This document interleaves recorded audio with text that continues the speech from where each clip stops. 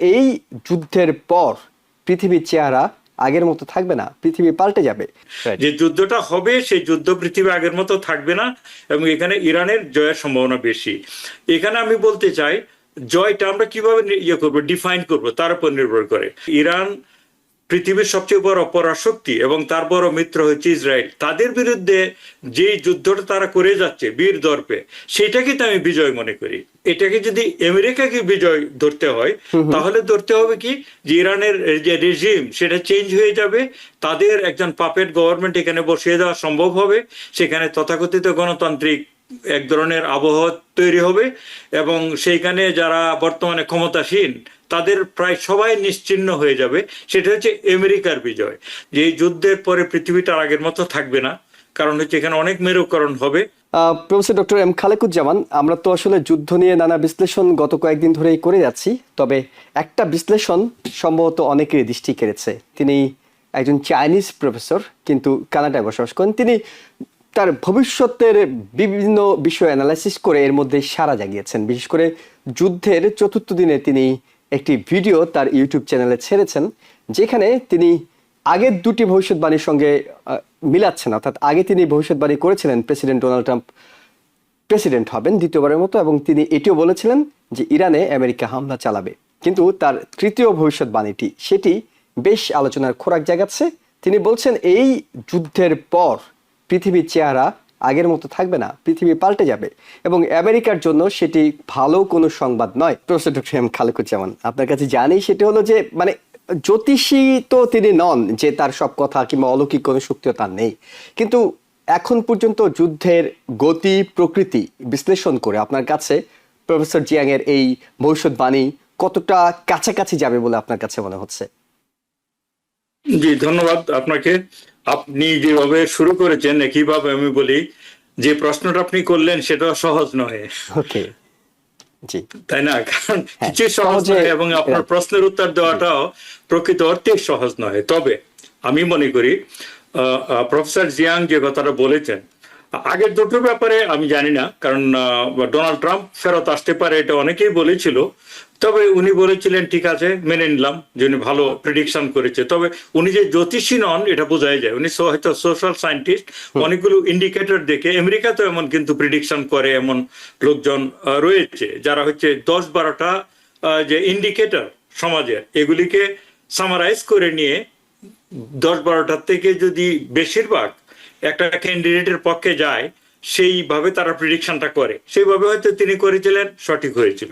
তবে উনি যে দ্বিতীয় প্রেডিকশনটা করলো যে ইরানের সাথে যুদ্ধ হবে যদি ডোনাল্ড ট্রাম্প ফেরত আসে, এইটা আমার কাছে মনে হয় যে দুটো অঙ্গাঙ্গিভাবে জড়িত। কারণ 2018 সালে তিনি যখন জেসিপিও এর থেকে ডোনাল্ড ট্রাম্প বেরিয়ে আসে, মানে ইরানের সাথে যে চুক্তি সেটা থেকে বেরিয়ে আসে, এবং ইরান যেহেতু মূলত হচ্ছে ইসরায়েলের চক্ষুশূল মিডল ইস্টে, এবং ইরান যেহেতু কোনোভাবেই মানে ইরানকে বাগে আনা যাচ্ছে না, সেখানে ইসরায়েলের কে খুশি করতে গিয়ে একসময় যে ইরানকে শায়েস্তা করবে সেটা বোঝাই যাচ্ছিল। তো ইরানের সাথে যুদ্ধ না হলেও ইরানের সাথে সম্পর্ক যে ভালো যাবে না ডোনাল্ড ট্রাম্পের আমলে, সেটা তো মানে বলাই যায়। সেটাতে এমন প্রিডিকশনের ব্যাপার নিয়ে আমি মনে করি। তৃতীয়টা হচ্ছে সবচেয়ে ইন্টারেস্টিং, আপনি যেটা বললেন যে যুদ্ধটা হবে সেই যুদ্ধ পৃথিবী আগের মতো থাকবে না এবং এখানে ইরানের জয়ের সম্ভাবনা বেশি। এখানে আমি বলতে চাই জয়টা আমরা কিভাবে করবো, ডিফাইন করবো তার উপর নির্ভর করে। জয় বলতে কি বুঝবো, যে আমেরিকা এখান থেকে মানে কি সারেন্ডার করে দিয়ে হাত পা গুটিয়ে চলে আসবে, এটা কি ইরানের জয় মনে করব?